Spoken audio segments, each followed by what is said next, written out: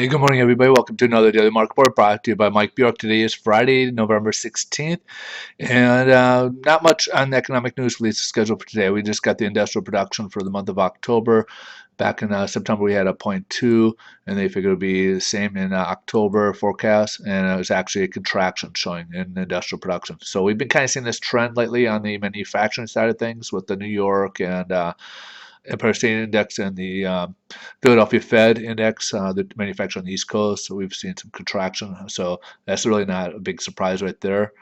So we'll jump over to the headline news. And right now, the stock market's down. There's also a meeting that went on about 10 o'clock East Coast time with the Obama and some of the congressional leaders regarding a fiscal cliff on how they could try to handle it. Sequestrants. This is basically a lot of the big budget cuts are going to be going into effect 2013, and some of the tax hikes are going to be going up. A lot of it, that's where you're going to see a lot of issues in the stock market because a lot of it, part of the tax hikes are the capital gains. So a lot of people might be trying to cash out now and get capital gains for this year versus next year, in case this doesn't get resolved before end of the year. And then also another one of the Fed members, Plosser, he's been kind of a pretty hawkish person here. He's voiced his concerns at a symposium that he was speaking at today over the QE. Basically, his concerns is that maybe we're overextending ourselves, and when we have to sell these to fight inflation later on, that maybe we might have some issues trying to sell those later on when we're trying to fight inflation. So something to continue about. But with all this government spending and stuff, that probably will be inevitable. Right now, inflation seems to be in check, but at some point it could break loose. So be prepared for that sometime in the future. Interesting article also I came across on MarketWatch, so I highly recommend checking it out. It was that was kind of interesting. China's reporting so low, like 0.95% default rates on their loans over there, but a lot of people think it's actually anywhere between 3 to 10% over there, and they're probably maneuvering ways of either prolonging it or trying to hide it so that way it doesn't get out there. Japan did this back in the 90s, so they think China's kind of doing the same thing. So what that does that mean?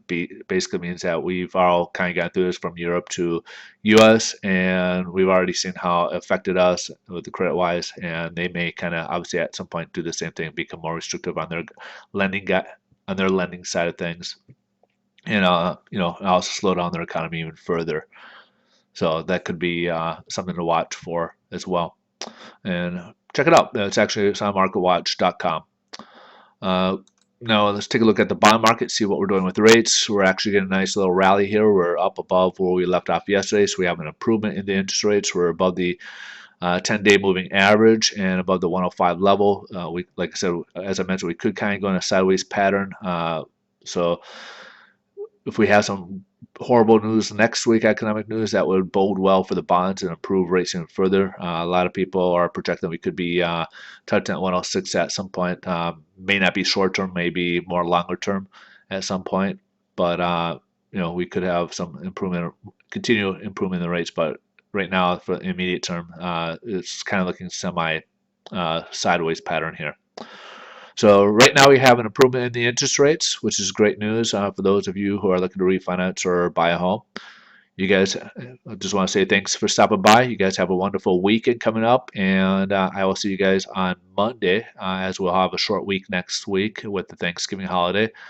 You guys have a great day, and again, see you guys Monday. If you guys like to see these daily reports on a daily basis, just stop by Mike'sDailyMarketReport.com. You can subscribe, and we'll have them emailed to you on a daily basis. Have a great day.